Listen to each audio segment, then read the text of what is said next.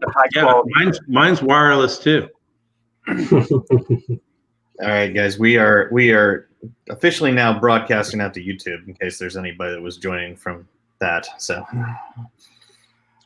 okay, Matt, shouldn't we be seeing the Mentimeter code to dial in, or is it just disappearing? that was on the next slide, so I didn't advance it further, but there is the next slide. Oh, so interesting. So it's disappearing on my screen against the first slide there. So, okay, and then before we officially get started, I just wanted to check, Susan, do you pronounce your last name Scholwer? That's pretty good, actually. Yeah, we usually say shell, like seashell, Schelwer. Schelwer. Okay, great. Mm-hmm. All right. Does everybody have a pad of paper with a kind of big Sharpie ready to go? No. Okay. A Sharpie. I may be able to get one of those. That's big enough, right, Trey? This little thing. I don't need. Yeah, as long as you can see what the camera's seeing and we can read it. Mm-hmm. And then generally, what we did with with your pad, we'll have better preparation for the actual game, hopefully. But with our pad here, you're going to have your answers on one side, and then the back. Maybe we want it to say something like "ready" here. Got it. Oh boy. Okay. Okay, so does the paper need to be plain on both sides? Nah, it's fine. Okay. And you want it to say ready on one side? So if I hold up to the camera here and you can see this on the camera, this just says. So Kevin, if you had some text there, we couldn't read it. No, I didn't, and I was just seeing if my camera, if an index card would work. All right, I'll get that. And then the idea would be is your answer will just be on the other side, so you can kind of go from ready to here's my answer on the screen. And there might be a certain amount of just holding it up so people can read it while we're playing the game. That might be a little bit uncomfortable, but it's going to be great. Might be necessary. So, should we make some jokes right now? Is there an audience that we should be making jokes for? I have one now. My wife always complains that I don't buy her flowers, but I wasn't even aware that she sold flowers. So, polite laughter. That's what the script says. Haven't you watched Hollywood Squares? I mean, there's got to be somebody making these corny wife jokes through the whole thing. It's unbelievable. All right, I'm going to grab a Sharpie in the next room. Give me 1 sec. No worries. Great.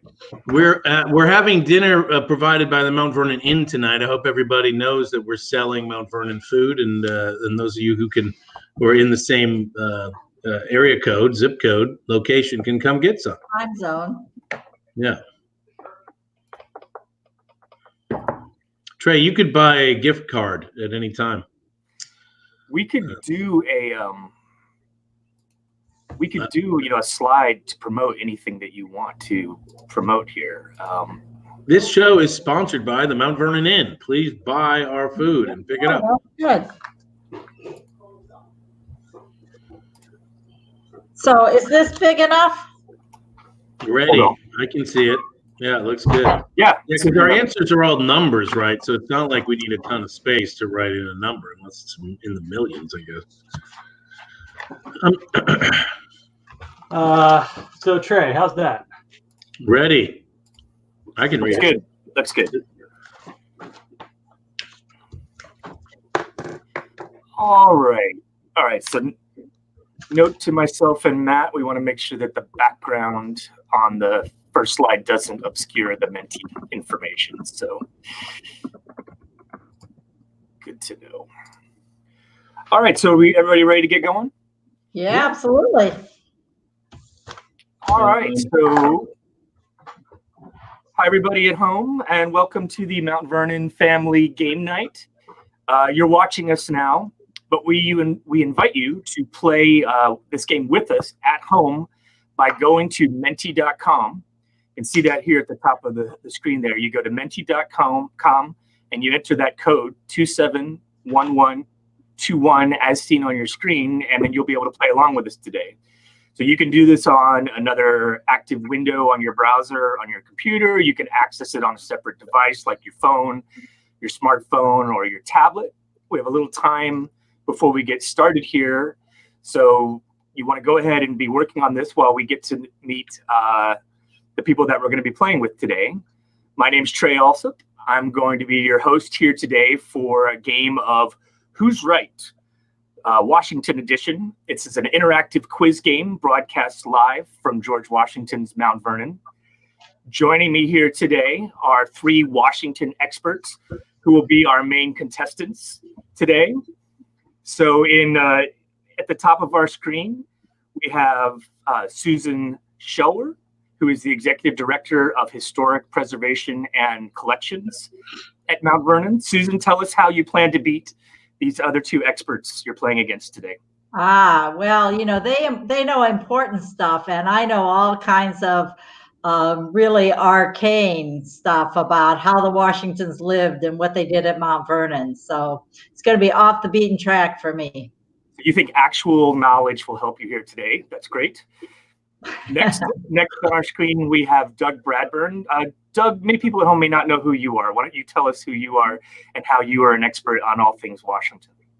Yeah, well, that's Dr. Doug Bradburn to you, Trey. I worked a long time to get that very valuable 3 letters at the end of my name, and that's what makes me an expert on all things early American history.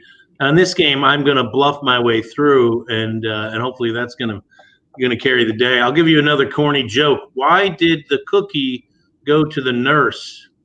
The answer is because it felt crummy. So that's good. It's been a long time. People stuck at home here during the pandemic. It's clearly taking its toll on some of our contestants. Our final contestant here is Kevin Butterfield, who is the Executive Director of the Washington Library here at Mount Vernon. Kevin, how are you fooled into playing this game here today? Pressure, all kinds of pressure from people I work with. But I feel prepared to, even though I've been at Mount Vernon a lot less time than the other 2, I have game show chops, and I'm ready to go. Okay, great. So hopefully those people at home have had a chance to go to menti.com and log into the game. We are going to play a game today called Who's Right? Every round, we're going to explain how the game's played now. Every round, I'm going to ask some kind of Washington-related question to our experts. The answer to this question is always a number. Our experts will have about 30 seconds to think about the question and write down their answer. Once all the answers are in, we will reveal the answers and hear from the experts about why they think they are right, or maybe closest to without going over with their answers. So then it'll be your turn at home. You get to vote for the expert that you think is right. Remember, the answer is always a number, and you are voting for the expert who you think is closest to the answer without going over. If you think that all of our experts' answers are wrong, you can choose the none option, meaning that all 3 experts gave a number which was over the correct answer.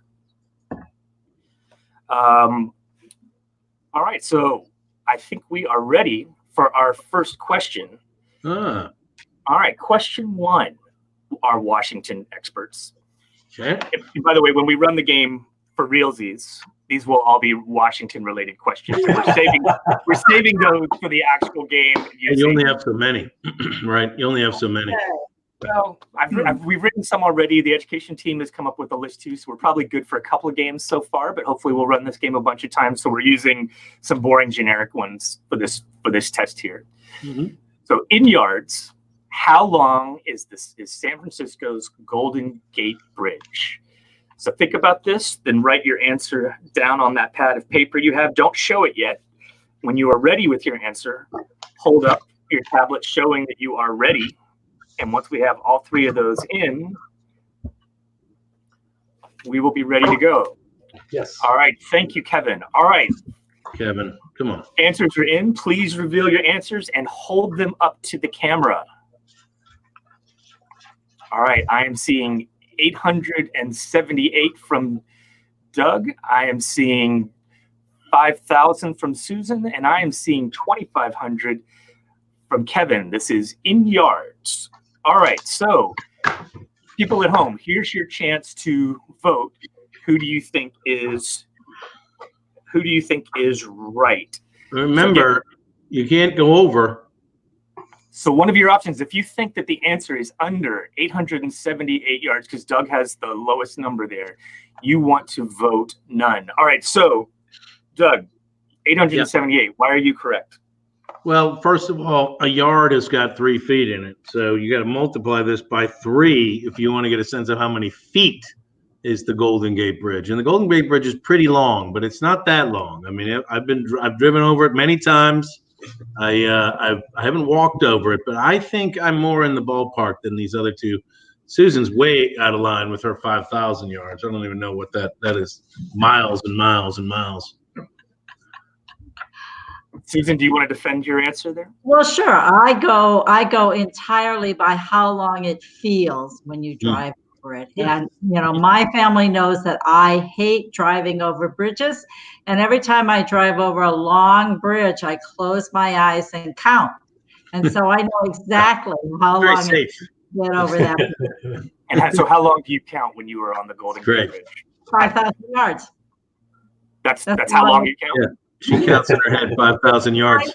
That's how long she can drive without hitting someone with her eyes closed, 5,000 yards. So it's perfect. I think 5,000 yards would be slightly under 5 miles. Yeah, that's a long way. That's really far. But maybe the bridge is maybe There's maybe 5,000 feet in a mile. Kevin, we're looking at the results from home. 40%. You have the most confidence among people at home at 40%. Show us your answer one more time. Yeah, sure. You've kind of split the difference here. 2,500. Which would probably be a little over 2 miles long. That's a long bridge. 2 miles, boy. I don't know. All right. It does feel long. Well, did you ever see that movie about the apes that take over the more recent one, the terrible new versions of the Planet of the Apes, and the Golden Gate Bridge factors in that? It didn't seem like 2 miles to me. I mean, You just like bridges better. You're persuading people, Doug. Look at that. that's the point, Kevin. And let me tell you the joke about the ham sandwich that walked into a bar and ordered a beer, and the bartender said, "Well, we don't serve food here." So that's There's that. I feel like I'm close to exactly right with my answer, Wow. and so the real risk I think is that I might have gone a hair over. Not that I went a lot, but I'm just that's my level of confidence. I do think there's a risk that I might have tried to spot it too closely. wow. He's talking himself down. I don't know if that's an interesting way to go. The humility is very Washingtonian. I like that. It's good. All right, I think we are ready for the correct answer here. And the correct answer is, and I guess we probably need a slide for this. Yeah. Shows the right answer. Yeah, we need a slide that tells us the right answer. This is why we test. We actually need We are in the state of Virginia. That's so. Is this a poll for the audience here? They're just trying to. Yeah. So we needed to I need to put a slide in here for the correct answer for each one. The correct answer is 1,400 yards. So Kevin is in fact too high. Yes. And Doug is correct. So that is 1 point for Doug.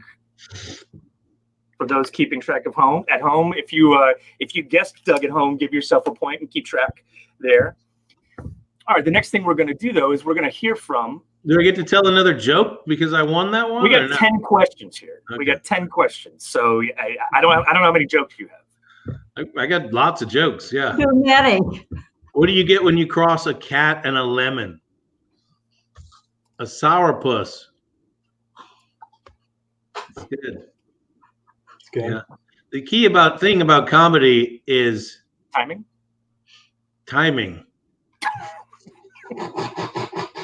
All right, let us hear from let's hear a little something from people here at home.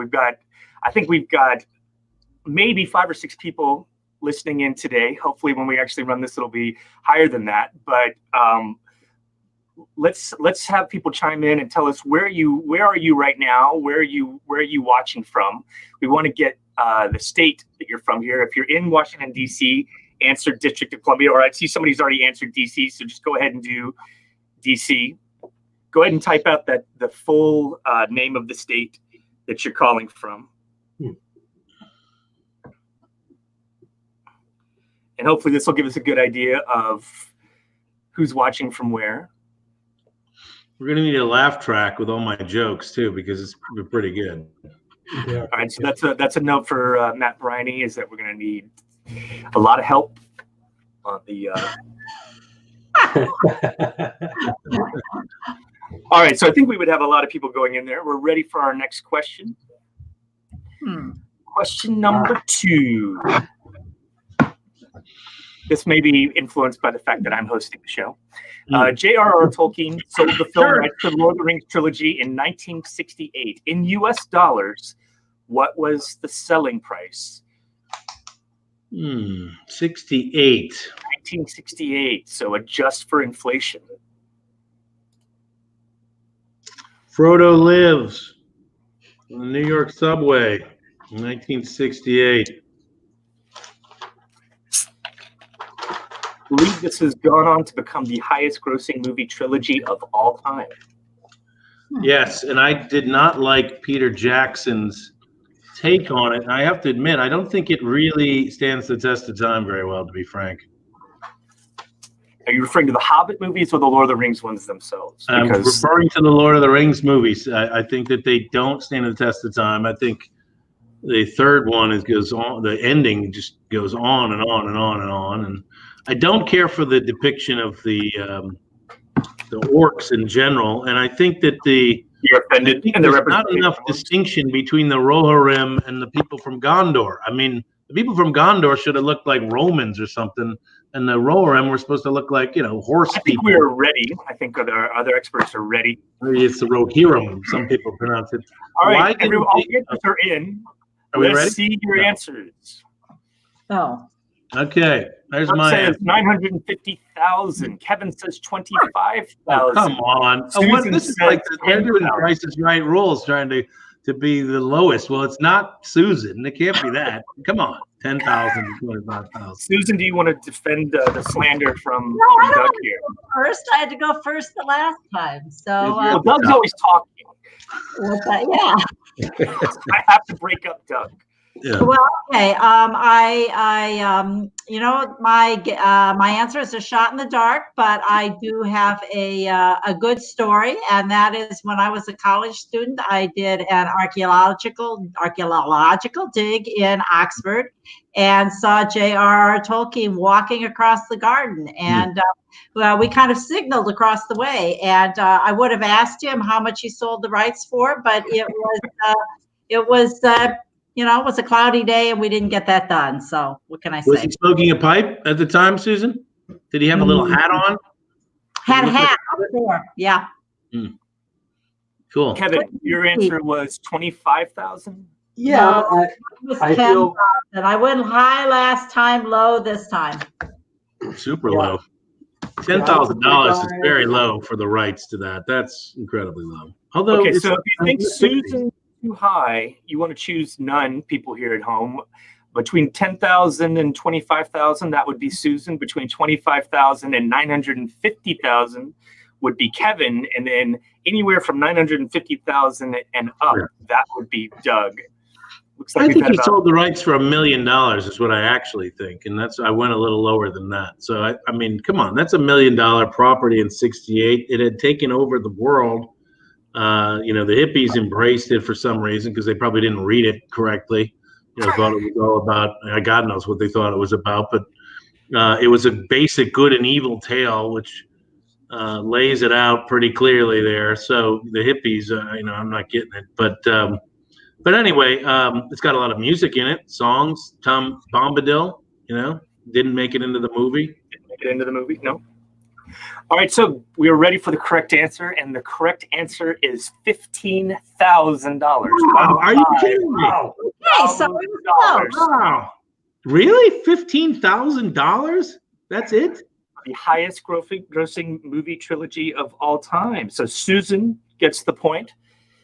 We now have a tie between Doug and Susan with 1 point each. Susan got the garden. Can I ask a question? Trey, can I ask a question? Sure. So why was it that the pirate wasn't able to play cards? Because he was sitting on the deck. That's good. That's very good. We're ready for our third question. Let's do it. Kevin, time to get off I know the they're board. laughing at home. Yeah. I know they're laughing at home. Question 3. As of 2007, how many turkeys were eaten at Thanksgiving in the United States? In 2007. Eaten at Thanksgiving in the United States, how many turkeys were eaten on that day?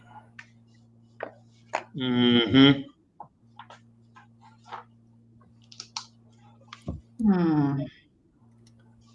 Okay. Big number.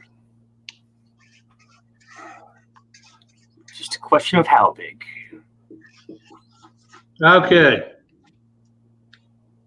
Doug is ready. I get points for being ready. You know, those turkeys. Susan is ready. Kevin is ready. All right, flip those tablets and let's see what you answered. All right. We have 20 million. We have 200 million. We have 75 million. All right. So people here at home, if you think that the answer is under 20 million, you want to vote none. If you think it's 20 million to, I'm sorry, hold up your answers one more time, guys, so I can see them. Doug has between 20 and 75 million. Kevin has between 75 million and 200 million. And if it's 200 million or more, you want to go with Susan. So voters at home. I always get that first vote. Whoever that first vote is, I persuade that person every time. Oh. So Susan, I'm not going to go to you first this time because I do it every time. Kevin, how did you come up with your answer? You know, I figure roughly 300 million people, family eats a turkey, it feels close to right. I have absolutely no idea. It wouldn't surprise me if both Susan and Doug are much closer to right than I am. All right, we have a comment from someone named Allison Wickens at home who says Kevin is always the middle vote. That's true. That is the way the slide is. The sample is pretty small right now. But Doug, do you want to tell us why you were correct? Yeah, I mean, I don't know. My process was this, similar to Kevin's. I started with like 300 million people, and then I thought, but how many families, how many households do we have that are doing turkey dinners? And it's going to be not every household, and the households are going to be roughly somewhere in the neighborhood of a quarter of the 300 million, I would guess. Maybe a little higher than that. So a quarter of 300 million is what? It's like, it's 300 divided by 4, Trey. What's that give you? 75. Yeah, so 75 is a quarter. And then I figured it'd be less than that because people come together in big family units to have a turkey, right? We have families, units that come together. So you can say a lot of those people are coming together. And so I said, well, I also want, knowing the rules of this game, that you try to lowball it to bring in more. I said, well, 20 million is probably a safe bet. I was a little astonished at what I saw with Susan's number, which just seemed like a turkey in every pot sort of situation, which is not how it goes if you remember your FDR history. So, well, she's going with kind of the Allison Wickens logic here, though, which is Allison is claiming she ate one turkey on Thanksgiving herself. So we could expect 300 million turkeys. Yeah. You guys figure a turkey per person. No question. All right. The correct answer is, in fact, 45 million. Thank you very much. That means that Center Square gets the circle. Doug gets a point. And Doug gets to tell a joke, which is, what did the hat say to the scarf? You hang around and I'll go ahead. Are we sure Allison's laughing at home. Do you want to save some of this stuff to the actual broadcast? Well, I that don't it's know. still I mean, fresh? why can't I use these again on the actual broadcast? You absolutely can. The laughter will be even more polite. Yeah. Very silent. My fellow competitors are humorless drones, as far as I can tell. I see very little Hard for me to get a reaction. word in edgewise. corny jokes. Compete with you, Doug. All right. Somebody's got to tell the corny jokes on a game show, right? That's All right, right. let's go to the next slide here. If Trey's not going to do it.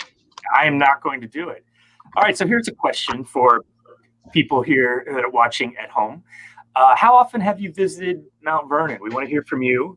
Not This in would the be last week. That's not us. over the Okay. course of your lifetime. How many days have you spent on the grounds of Mount Vernon? 50 plus. That's right. Kevin, how many times had you visited Mount Vernon before you were hired by Mount Vernon? Just once.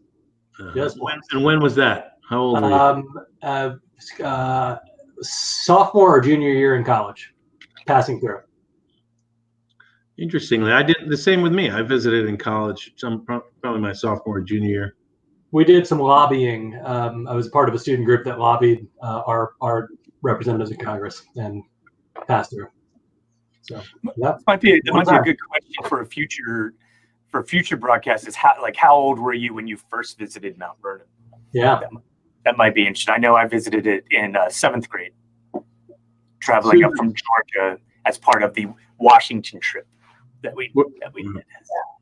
I was 12, and in 4th grade, I was Martha Washington for Halloween. Wow, that's awesome. Cake and everything. How many turkeys did you eat that year? A lot, I imagine. One for Christmas and one for Thanksgiving. All right, I'm ready for our next question here, and with a number of historians, there's a chance that one of you might actually get this one exactly correct. So St. Augustine, Florida is the oldest U.S. city still in existence, since we're not counting Atlantis. Boom! What year was it founded? Doug has high confidence. Actually, I got to change my number.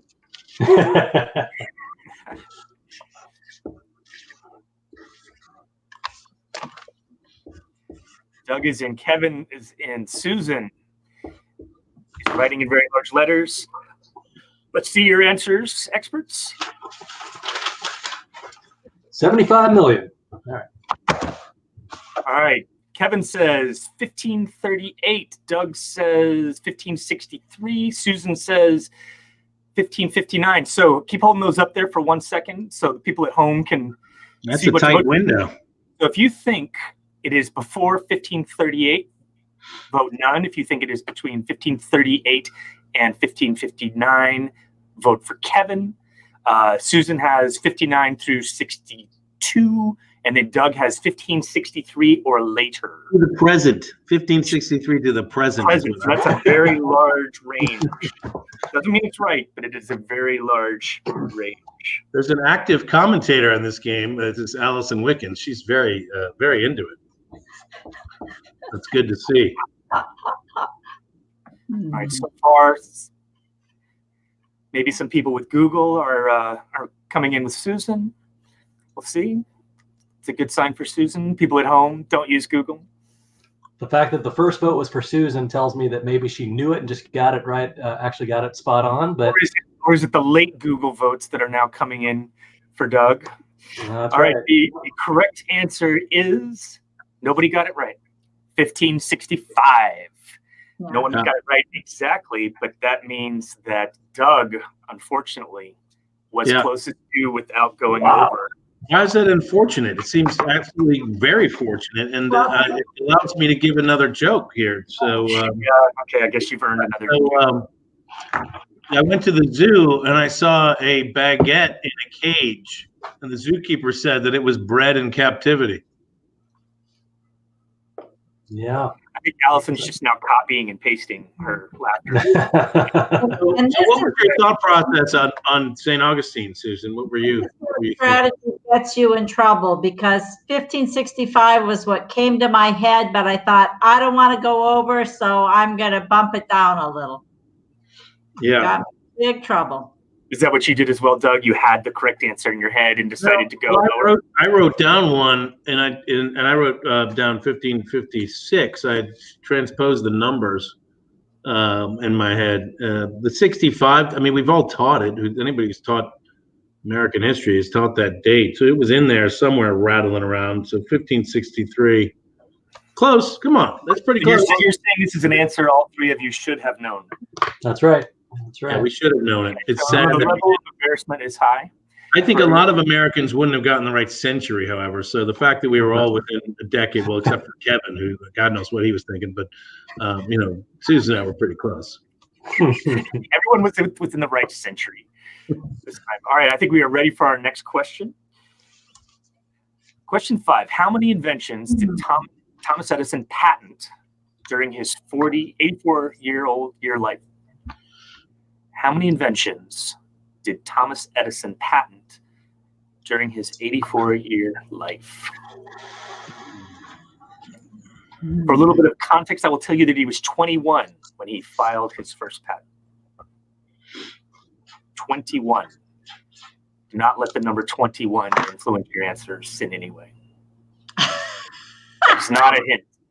I am not giving anyone a hint with the number 21. I liked the silent tray version better than this one. You and my girlfriend agree on that point.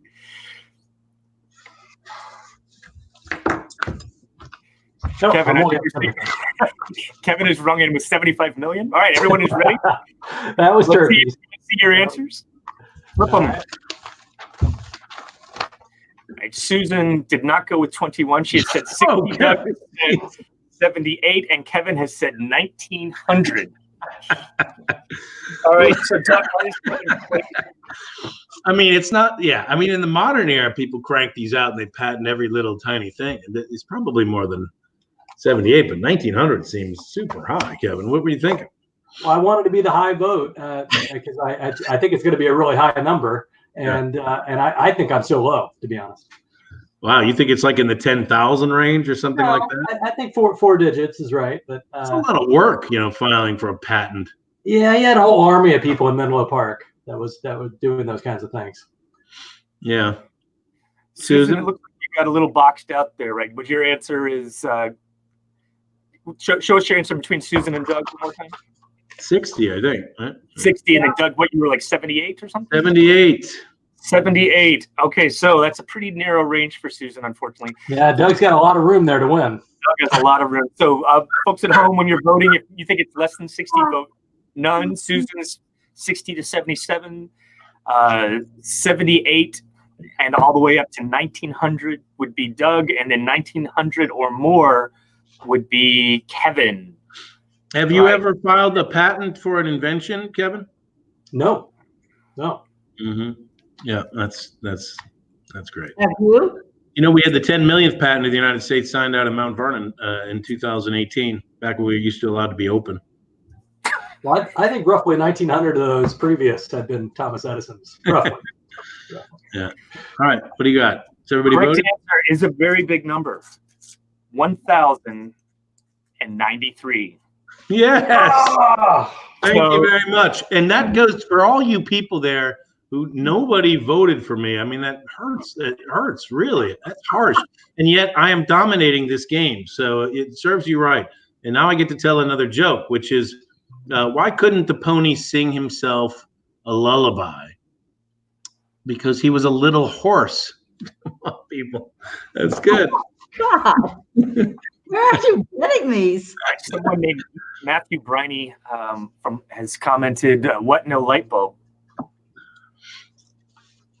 No light bulb joke. Sorry, No light bulb joke. that's it. I'm gonna leave the quality jokes to Next time. We're really in trouble here. All right, let's do another poll here. Here's a chance. Just your favorite thing about Mount Vernon. Here's a chance for you to chime in from home. Try to keep it short. What is the thing you love the most about Mount Vernon? Yeah, there you go. Yeah, that's a fundamental part of our existence here, apparently. It's probably the first time I've told dad jokes to the staff. Lucky for them. I didn't know they were so popular though, so I could do more during my State of the Estate updates. And It's pretty hard for people to express sarcasm in their answers, I think, here. Oh, the Lamb Cam has been a big hit here during the pandemic. Mhm. Okay, we've got somebody say The View. Wonderful. So what hopefully, does everybody miss most about Mount Vernon right now? What do you guys miss? I think we're only going to get a chance for people to answer once, then Menti's going to lock them out. What do you miss, Kevin? What do you miss? You haven't been to the estate in a long time. I miss the library. I miss being in that building. It's been 5 weeks. It's a long time for a place you used to go every day. It's really dusty now, so be ready. Oh, it can't be dusty, is It's it? a library. It has to be dusty. Yeah, that's true. There have to be people in it to create dust, though. Isn't that how it works? That's true. No, you just need dust to create dust. Dust is self-replicating. Dust mites. I believe dust mites poop dust, don't they, or something like that? Probably. I did not predict this is where the show was going to go Yeah. today. This is not where I would have ended up. All right, I think we are ready for question 6. Matt has advanced the slide, so I think he's telling us. I think we'll get some good responses from that, though, when we have more than 5 people watching from home. Do you think we'll have more than 5 people? You guys have been getting in the hundreds for your lectures on Facebook Live, haven't you? So I think that's Good. I think that's. I mean, it just depends on how well you get the word out, right? Well, All that's right. Matt's job.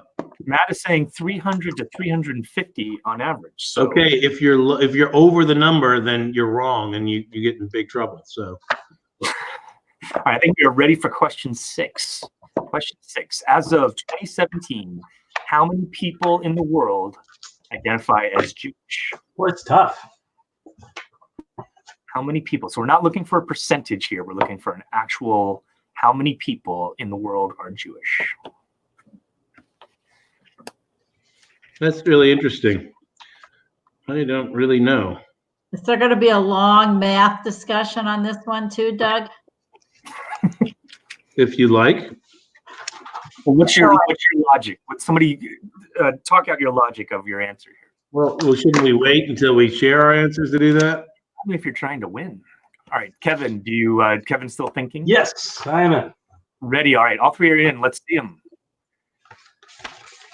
All right, Doug says 25 million. Susan says 20 million, and Kevin says 3 million. 3 million? How many people live in Israel? I want to be low. I think it feels kind of racist if you're super low on this, right? Aren't you being like really anti-Semitic if you do a low number? No. I think the number is quite low. I think I actually wrote down 10 million and scratched it out. I wanted to come in low. I'm trying to get some head traction here. It's 10 million. How did you come up with 10 million? The correct answer is 10 million. No, but how did you come up with 10 million? I figure there's not more than a million or 2 in the United States. So somewhere in that ballpark. And we have as many Jewish people here as there are in Israel. I think it's a quite low number. All right, Susan, how about you? I have no scientific basis for the number that I came up with. Absolutely not. I use a Ouija board. It's my method of choice when in doubt. Uh-huh. And Doug, do you want to defend your answer? Yeah, I mean, I thought Israel's population was somewhere around 5 to 7 million, and I thought, well, America's got roughly the same. And then there's Jews in other parts of the world as well, and so I figured I'd throw in a few million there, and I came up with 25. Again, I also felt like putting too low a number was somehow wrong. Like you're like, I don't know, Offensive. Yeah, I mean, it's sort of like, there's barely any of them, in a world with 9 billion people. Related question.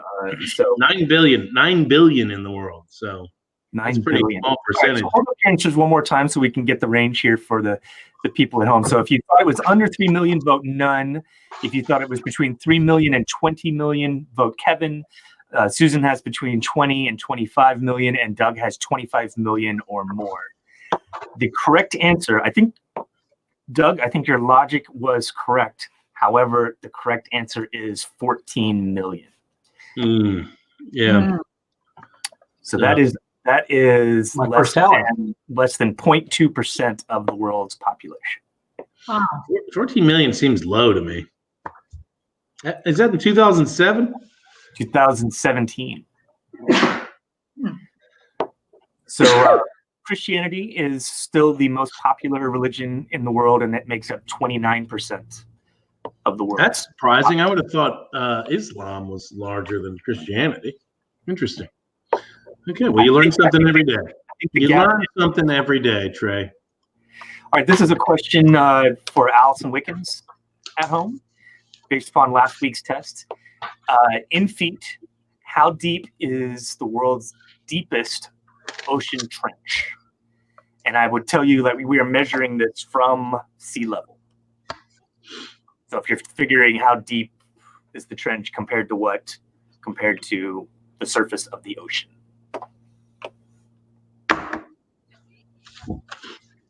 Okay. Susan is ready.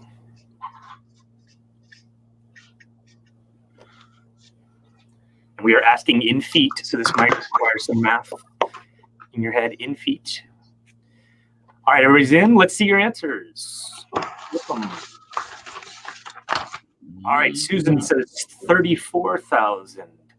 Doug says 17,000. Kevin, 25,001. I like it. The Price is Right logic is kicking in.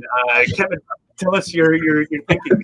Oh, it's about 5 miles. I don't know. I'm just kind of trying to get in there and be close, because I think that's about where it is. I could be off by a bit, but that was my thinking. 5 miles. These are some good guesses. All right, Susan, show us your answer again. All right, 34,000. 34,000, and then Doug, you had what? I had 17,000. 17,000. All right, so let's hold them up one more time, just so people at home can understand the ranges here. If you think that it is all underneath 17,000, vote none. Between 17,000 and 25,000, vote Doug. Between 25,000 and 34,000, vote Susan.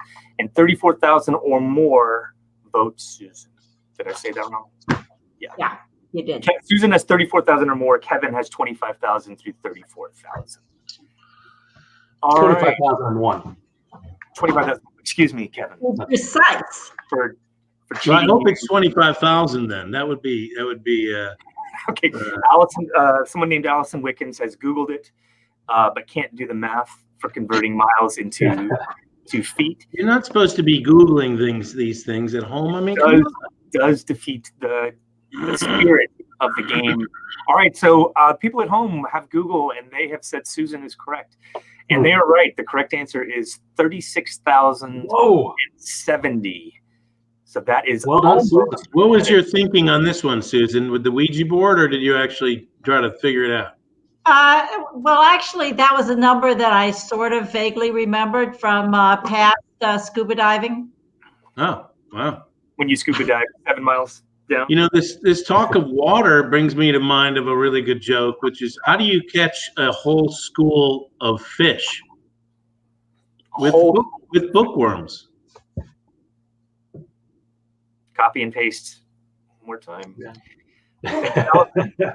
Yeah. It's a slow burn. You get it. It's like a good scotch. I'm still tasting that joke. I'm going to be ready for one after this.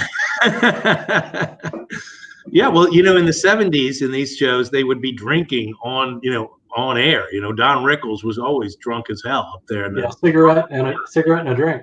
Exactly. And Phyllis Diller. Okay, well, it's a deep cut. All right, so here's a question for folks at home. Agree or disagree with this statement? Modern students are properly educated about the history of our country. Disagree. Come on, people. Are we doing a good job? Do they need more? Do they do less? There was just a study that came out today that showed that people graduating from 8th grade, it's like 12% can pass the history test. Terrible. That's the U.S. when they take U.S. history in 8th grade. Who put together those tests, Doug? Some egghead. I don't know. Some PhD. Probably a PhD in education or some made-up degree like that. No offense, Allison. What are you gonna do? Is teaching? But teaching history to students, that's part of the core mission of Mount Vernon, isn't it? Or no? It is. It is. This might be a chance for someone to talk about that to the people at home. Yeah, well, it's hard when we're given questions about the Marianas Trench. I guess we could talk about who discovered it. A guy named Marianas. I don't know much about it. All right, Matt has taken us to the next slide, speaking volumes with his actions. All right, question 8. That's good. In miles per hour, what is the minimum wind speed necessary for a Category 5 hurricane? So what does the wind have to get to in order to qualify a storm as a Category 5 hurricane?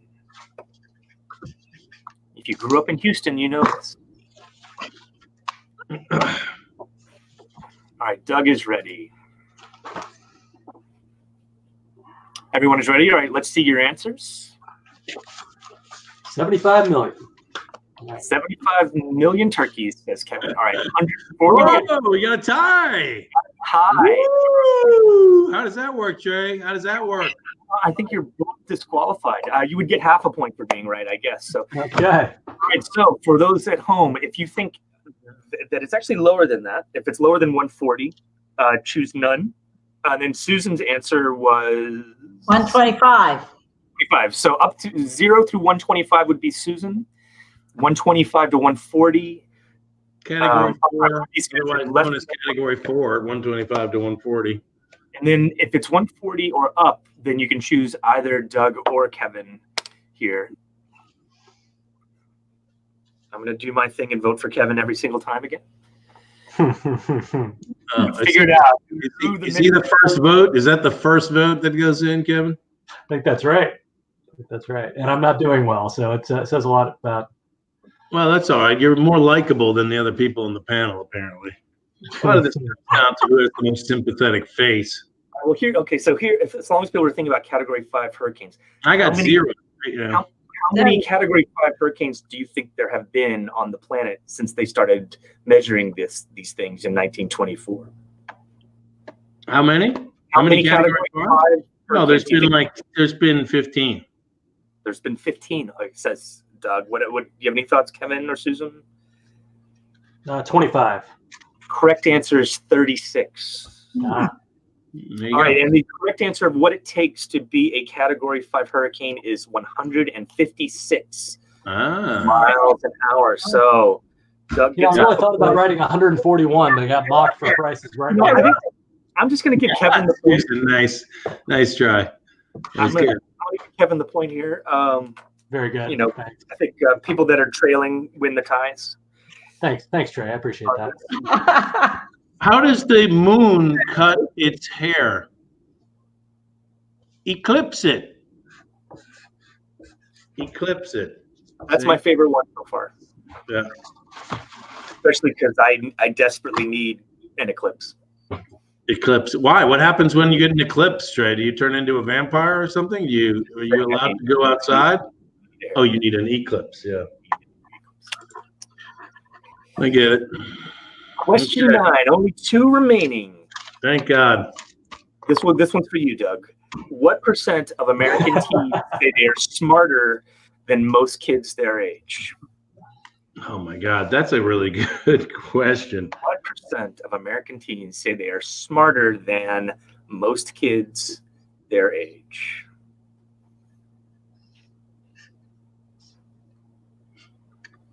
Would your sons say that they are smarter? Absolutely. They're confident. Yeah, well, they think, yeah, they, but they're not. That's the problem. The problem with my kids is they think they're smarter than they are, and they're dumb. Kevin, are you still thinking? Oh yeah, I'm sorry, guys. That's right. I haven't written it down yet. I was thinking. Yeah. Okay. Wow, unbelievable. We're playing a game here. I don't have a teenager. I It's can't. live. All right, let's see. Never had a teenager. Your answers, experts. All right, Susan says 67%. Doug says 71%. Kevin has a 50. lot of faith in teenagers. 50%. They have an accurate understanding of their place in the world. Kevin, wow, that he comes from humble roots, apparently. I mean, wow. I still got to vote. Probably Trey, but I still got to vote. All right, Allison is guessed twice with 38 and 72. Interesting. All right, Kevin, you don't have kids. How did you come up with 50%? He has kids. He doesn't have teenagers. Yeah, no, I can't even imagine a teenager. I mean, my first instinct was that it's really high, and then I thought it might be really low. That maybe there's a really low self-esteem, and then I just wrote a number in the middle, which is probably not the right approach. I'm going to say it's either really high or really low. But that's not at all what you answered. No, but I was rushed by the host. you were spacing out there. He finally got my eclipse joke because he hasn't thought about haircuts in years. I imagine. That's a good point. It's been a lot of years. I was told I'd have 30 seconds to come up with an answer, but this one felt a little fast. Yeah, you had 60 seconds. So come on. What are you talking about? Right, so I think, but Doug, you had 71 and Susan 67. I had 71. I think I had the notion of, well, there's low self-esteem among some teens, but most of them are just arrogant morons who think they know everything, like everybody of all ages. So it could be around 85. I wouldn't be surprised. I went with 71. All right, and unfortunately, Susan, you've got a very narrow range there. You've got 67 through 70%. Despite that, people at home, 40% have voted for Susan, which either means that they have Google, or they just have a lot of faith in you, Susan. The correct answer is 62%. Oh, Kevin! So Kevin, unbelievable. Kevin gets the point. Now has 2. That's very surprising. All that, so this is an interesting thing. You were browbeaten into just writing down an answer, and that's actually how we arrived at. It's that stupid Price is Right rule thing. That's ridiculous. Here's a question. How many apples grow on trees? All of them. Yeah. Trey gets the point. Yeah. Trey gets the point. He's on the board. All right. All right. The last question. What's our score here? All right. As we go into the final question, I have got. Are we going to the final question? I think we have 2 more or 1 more. I have the score as 4 for Doug, 2 for Kevin, 1 for Susan. Maybe it's actually 5 for Doug. 2 at least. Did you have 2? We need an official scorekeeper rather than the guy who's blabbing. You got the trench. Trent, but I got something else before then. No. Something. You picked all kinds of crazy things. All right. You didn't get the turkeys. I know that. 200 million. Next time. Okay. Yeah. All right. So, question for people at home: if you just were finding out, are you a member of Mount Vernon? Would you like to learn a bit more about it? Become part of this great community? All right. I was hoping that would actually be a hyperlink on Menti, but it is not. So, good to know. Good thing to test. All right.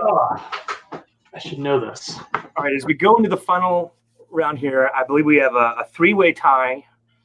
Everyone has 3 and 1/3 answers correct. So the person who gets this question will be the winner.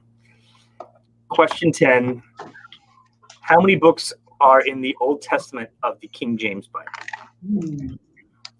Again, this is one that you might actually get the correct answer here.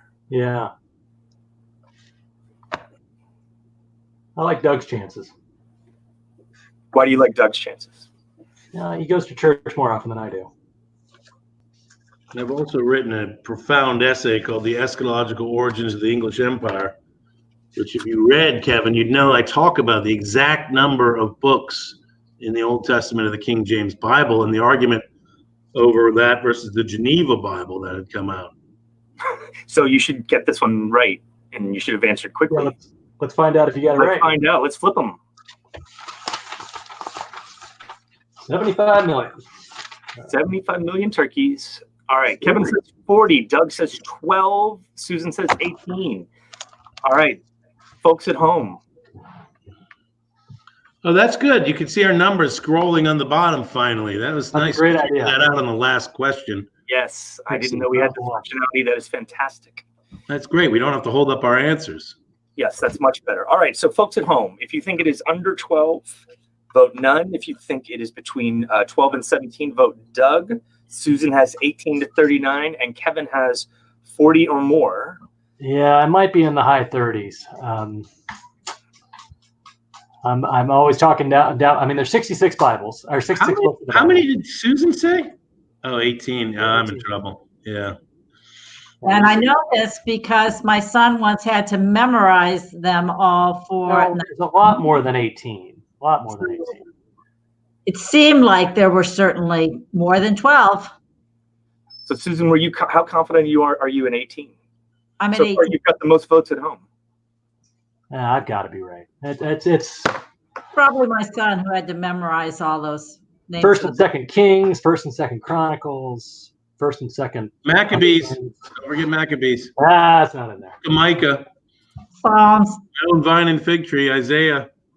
The prophet Isaiah, and the original Pentateuch as well, which of course is 5. All right, Kevin, this is going to pain you a great deal. The correct answer It's 39, isn't it? 39. Whoa. 39 books in the Old Testament. Nice. So Susan, Well done, Susan. You nailed it, Susan. You nailed it. That's good.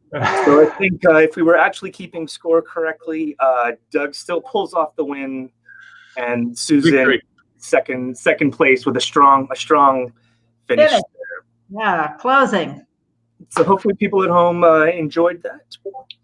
You can get some more. You can follow. We're going to do some more of these. You can subscribe to find out when we're going to do future trivia games like this one at mountvernon.org/digital. Why is grass so dangerous, Trey? Because it's got blades. Yes, very nice. You're getting it. You're getting it. It's about play on words. Like a kindergartner. Play on words. That's what makes it funny. It's very good. So I scored 2 points, which puts me in a tie with Kevin. That's right. You can get my answers to my corny jokes. All right. So any final comments from anyone other than Doug here at the end of the show? I think Ouija board is the best way to go on this. All right. Thomas Plott has ring in to say poor Kevin. Yeah. And Allison wants a joke from Susan. No pressure. I only know one joke, and I can't remember it right now. So That's a really good one. All right. Well, I think that's it. Thanks everyone for joining us at home. Please tune in to play with this next time. And I think Doug, you're doing almost live broadcasts from Mount Vernon almost every weekday. Is that right? I do Mount Vernon is every day at noon. I do Wednesdays, and we do multiples. Kevin has got book talks every week. Keep your eyes peeled. Lots of great programming coming. So if people want to find out where to tune in on all this, where should they go? mountvernon.org/digital. And And like our social media channels and follow us on Twitter and Facebook, and you'll never miss a show. All right, great. Thank you, everybody.